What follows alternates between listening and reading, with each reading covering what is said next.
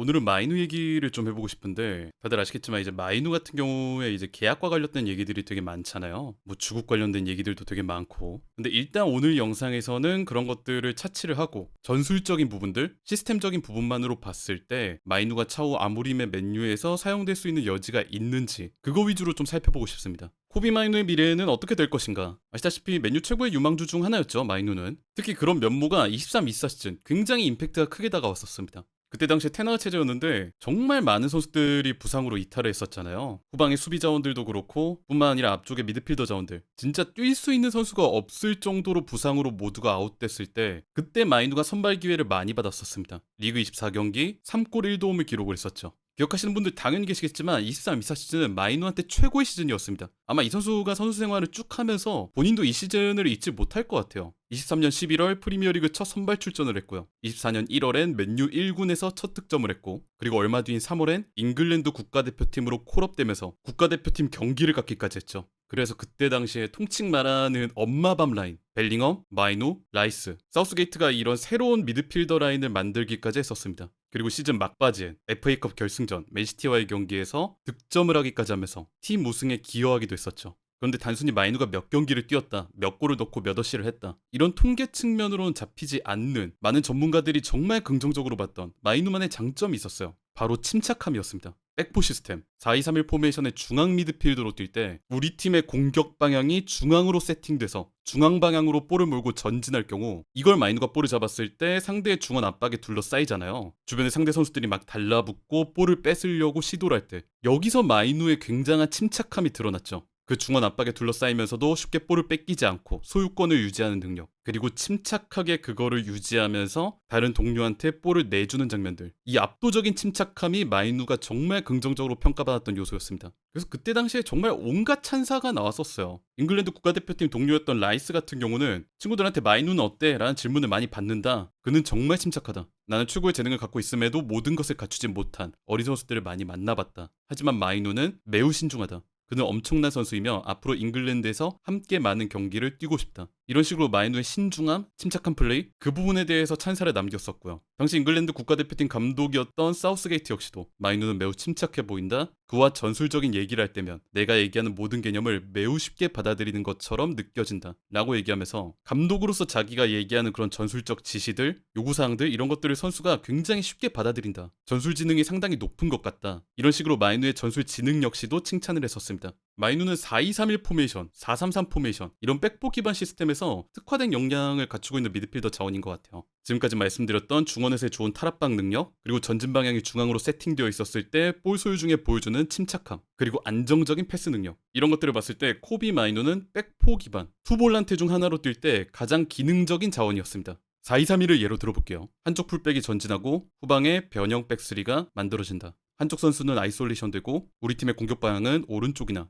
혹은 중앙 방향으로 세팅한다. 이렇게 됐을 때 이 중원의 투볼란테는 물론 상황마다 다르긴 하지만 공격의 중추 역할은 아닙니다. 가장 공격을 이끌어줘야 되는 핵심 같은 경우는 앞쪽에 있는 10번 미드필더, 우리가 흔히 얘기하는 공격형 미드필더죠. 아니면 볼이 좀 더 도는 곳에 위치한 그리고 또 가까운 곳으로 좁히는 윙포워드, 위로 올라가는 풀백, 그리고 반대쪽 넓은 공간을 차지하면서 아이솔레이션 되어 있는 나머지 윙포워드, 이런 선수들이 공격의 중심 역할을 맡는 경우들이 많아요. 이 앞쪽 투볼란테는 팀 공격 방향의 중앙으로 세팅됐을 때 이 소유권을 안정적으로 유지하면서 상대 탈압박을 벗겨내고 위쪽을 서포트하고 패스기를 내주는 이런 허리 역할에 집중합니다. 이 시스템에서 마이누의 장점이 굉장히 잘 드러났죠. 중원에서의 압박을 받았을 때 그걸 벗겨내는 것도 침착하고 볼 소유권을 유지하는 것도 잘했고 동료들한테 패스기를 터주는 것도 안정적으로 잘했고 이랬다 보니까 4-2-3-1이나 4-3-3이나 이런 백포 기반의 시스템에서 마이누가 빛을 좀 많이 발했었습니다. 이랬던 마이누가 지금은 어떨까요? 지금은 얘기가 많이 달라졌죠? 후뱅 아모림의 3-4-1 시스템 도입 후 마이누의 위치가 예전 대비 상대적으로 애매해졌습니다.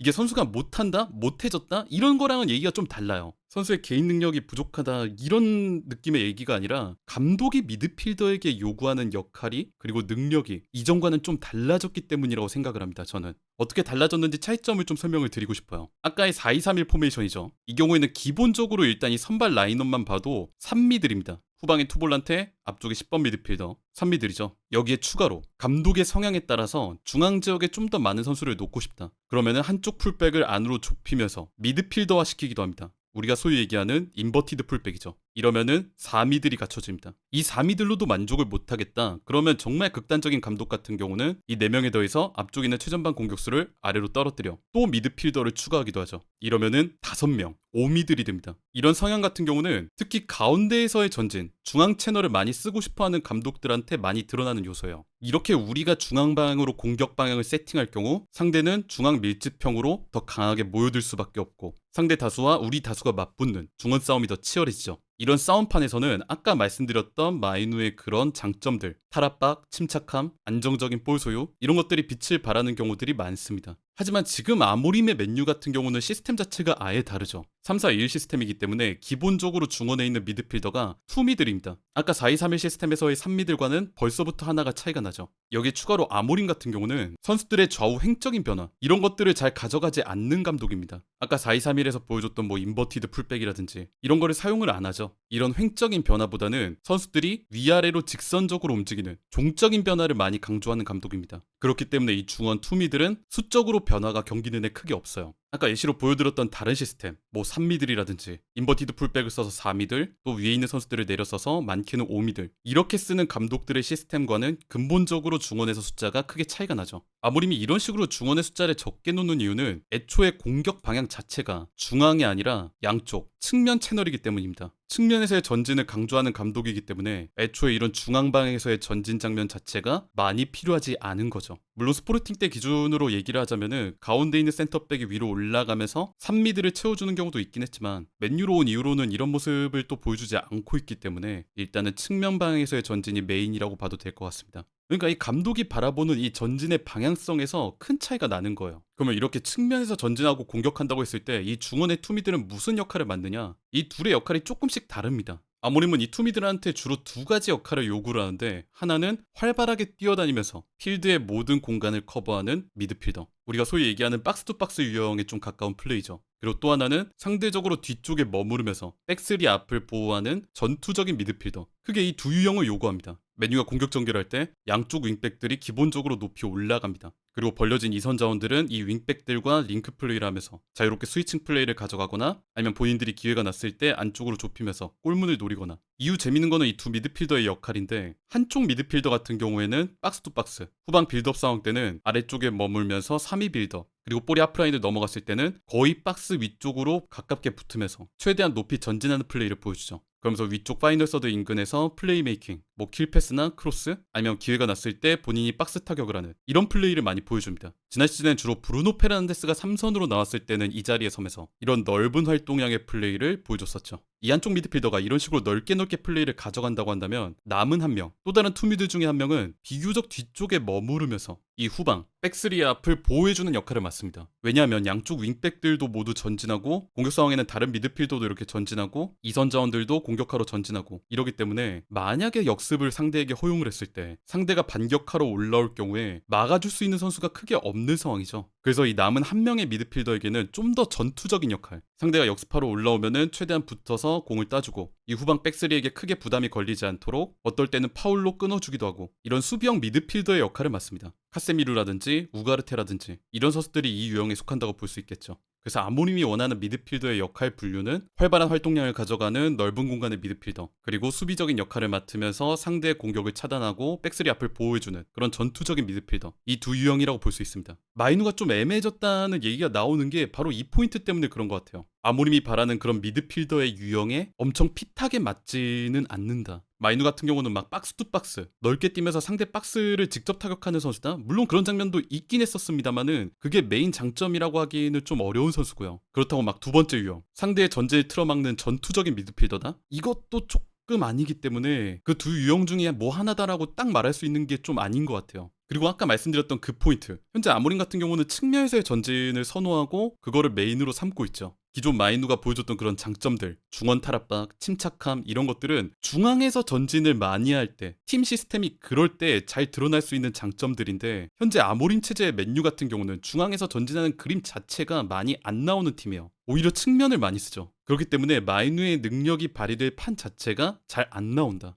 그걸 알고 있었던 아모림이 여러 가지 마이누를 데리고 실험들을 많이 했었어요. 그중 하나가 이선 자원으로 쓴 거였죠. 24-25 시즌에 이선으로 출전한 경기들이 꽤 있었습니다. 하지만 경기 보신 분들은 아마 기억을 하실 텐데 아모림이 이선한테 원하는 그런 폭발력, 스피드, 득점력 이런 부분을 또 만족스럽게 보여줬다 이렇게 얘기하기는 또 어려웠어요. 이 3-4-1 시스템에서 양쪽 윙백들이 모두 올라가고 양쪽 이선들은 안으로 좁히고 윙백들은 최대한 넓게 벌리면서 상대의 수비 간격을 넓게 벌려놓는다. 그리고 그 벌어진 틈을 가운데 3명, 앞선 스트라이커와 이선 자원 2명이 빈틈을 노리고 골문을 타격한다. 여기서 제일 중요한 요소 중에 하나가 상대가 바보가 아니기 때문에 상대 수비 라인을 벌려놨을 때 그게 계속 유지되는 게 아니잖아요. 수비 라인이 벌어졌을 때 그 찰나의 틈, 그걸 효율적으로 사용하기 위해서 아모림 같은 경우는 이제 앞선 전방 자원들한테 굉장히 빠른 템포의 공격을 요구합니다. 템포를 죽이면서 우리가 뭐 소유권을 유지한다 이런 것보다는 기회가 났을 때 빨리빨리 파고들면서 이거를 최대한 효율적으로 확실하게 마무리를 하고 내려와라 이런 요구에 더 가까워요. 그러다 보니까 이 앞선 9번 스트라이커는 물론이고 좁히는 2선 2명한테도 굉장히 파괴력, 스피드, 폭발력 같은 것들을 많이 주문을 하는데 이런 것들이 또 마이누한테는 핏하게 맞지가 않는 거죠. 게다가 그런 플레이를 할 수 있는 마테우스 쿠냐가 영입이 됐잖아요. 차후에 그런 쿠냐까지 뛰게 된다면 마이누가 2선으로서 뛴다는 것도 위치가 좀 애매해집니다. 게다가 쿠냐에 더해서 기존에 있던 자원이 뭐 아마드나 아니면 마운트나 아니면 브루노 페르난데스 그리고 지금 뭐 정확하게 정해진 건 아니지만 영입 시도 중인 브라이언 은베모까지 2선에 뛸 수 있는 선수들이 많아져요. 그렇게 되니까 2선에 마이누를 1순위로 쓸 메리트가 크지 않게 되는 거죠. 그리고 뭐 다른 옵션이라고 한다면 제로톱이 있을 수도 있는데 뭐 제로톱도 시도해봤죠. 24-25 시즌의 팰리스전에서 마이누 제로톱 전술을 써봤는데 한 10분 정도 좋았습니다. 팰리스가 마이누 제로톱을 예상을 못해서 한 10분 정도 위에서 아래로 떨어지는 움직임으로 팰리스의 수비 진영들을 많이 좀 흔들어 놨고요. 그리고 뭐 득점 찬스에 가까운 장면들도 나오긴 했는데 하지만 시간이 좀 지나고 보니까 팰리스의 수비가 그거를 좀 적응을 하면서 효율적인 공격 장면들이 많이 막히게 됐죠. 그래서 그날 경기를 보니까 마이누 제로톱도 뭐 크게 효과적인 전술이었다? 이거는 아니었습니다. 그리고 애초에 그날 경기 자체가 메인 시스템으로 보기에는 어려운 경기였어요. 일종의 변칙 전술에 가까운 시스템이었는데 원래 아모림이 바라보는 시스템 자체는 폴스9, 제로톱 같은 그런 변칙적인 최전방보다는 기회가 났을 때 확실하게 골을 넣어주는 9번을 선호하는 유형이죠. 왜냐면 아까 보여드렸던 것처럼 위에서 빠른 템포로 공격을 확실하게 그리고 빠르게 마무리 짓고 내려오는 거를 선호하는 감독이기 때문에 결국 이러니까 아모림 체제에서 마이누의 위치가 이전보다 애매해진 건 사실인 것 같아요. 투미들 중 하나로도 잘 안 돼. 2선이라고 하기도 애매해. 그렇다고 제로톱으로 서기에는 좀 많이 어렵죠. 즉 감독이 바뀌고 팀 시스템의 방향이 바뀌었잖아요. 축구라는 거는 다들 아시겠지만 팀 스포츠이기 때문에 그리고 현대 축구 같은 경우는 철학이라든지 아이디어가 지배하는 축구이기 때문에 팀이 바라보는 방향이 바뀌었다면 선수가 적응하는 수밖에 없죠. 계속 남는다고 한다면 일단 최신 기준으로는 마이누는 맨유에 남기를 원하고 있는 것 같습니다. 벤 제이콥스의 기사인데 현재 상황에 대해서 여러 얘기들이 많지만 코비 마이누는 맨유에 남아 새 계약을 체결하길 원한다. 지금 뭔가가 발표되지 않았다고 해서 상황이 부정적으로 흘러가고 있다는 뜻은 아니다. 이렇게 소식을 전달을 했고요. 지금 뭐 여러 가지 얘기들이 많죠. 뭐 주급에 대한 얘기들, 그 금액들에 대한 예상치 이런 것들에 대한 얘기들이 많이 나오는데 그런 것들을 우리가 확실하게 알기는 어려우니까 그 조건들은 잠깐 놔두고 마이누가 만약에 그래도 맨유에 남는다면 전술적으로 시스템적으로만 봤을 때 그를 어떻게 써야 할까? 어떻게 쓸 수 있을까? 지금까지 말씀드린 마이누에게 주어질 수 있는 선택지, 포지션은 3개입니다. 하나는 아까 말씀드린 투미들 중 하나, 그리고 두 번째는 앞선 2선 자원 2명 중 하나, 그리고 세 번째는 제로톱?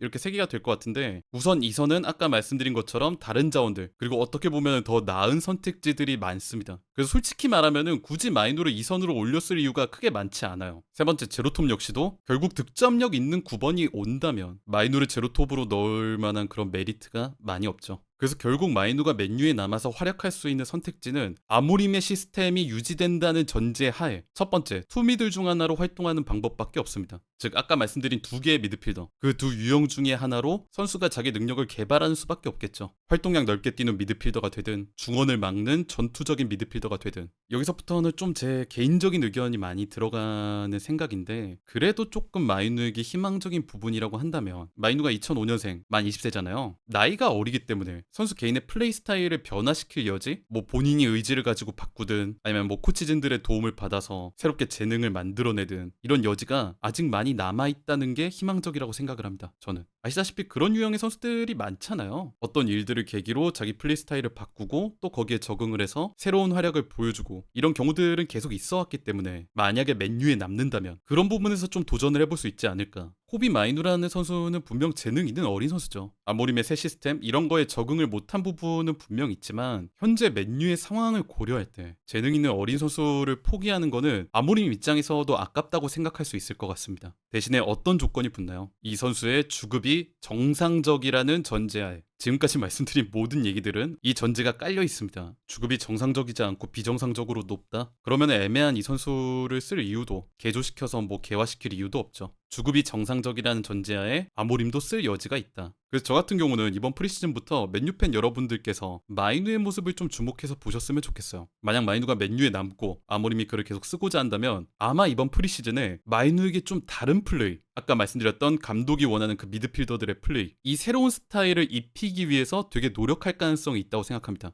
투미들 중 하나로 나오면서 넓게 뛰든 아니면 비교적 후방에 머무르면서 상대를 틀어막는 전투적인 미드필더가 되든 아니면 세 번째 옵션, 감독 본인이 원하는 철학과 선수가 좋아하는 스타일 그 사이 어딘가에 좋은 타협점을 찾아서 새로운 전술적 임무를 입히든 어떤 것들이 나올 수 있을지 우리가 좀 주목해서 보면 좋을 것 같아요. 다음 시즌을 앞두고 마이누가 어떻게 될지 관심을 갖고 우리가 지켜봐야 될 것 같습니다.